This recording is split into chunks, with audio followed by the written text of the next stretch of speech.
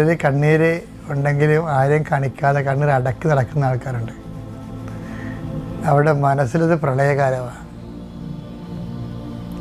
ഈ എല്ലാ കാലങ്ങളിലും ഒരു ദൈവവിശ്വാസി കൈവരിക്കുന്ന ഒരു വാട്ടർ ലെവലുണ്ട്.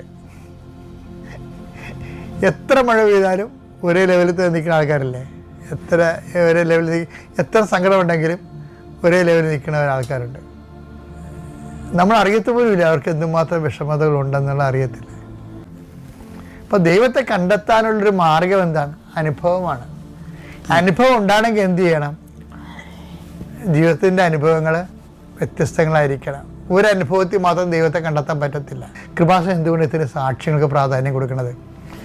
ഈ സാക്ഷ്യങ്ങളെന്ന് നമ്മൾ വിളിക്കുന്നത് അനുഭവ സാക്ഷ്യങ്ങളാണ്. അപ്പം നീ എന്നെ കേൾക്കുന്ന നീയും കർത്താവെ എനിക്കൊരു അനുഭവ സാക്ഷ്യം തരണമെന്ന് പ്രാർത്ഥിക്കണം. കാര്യം എന്താണ്?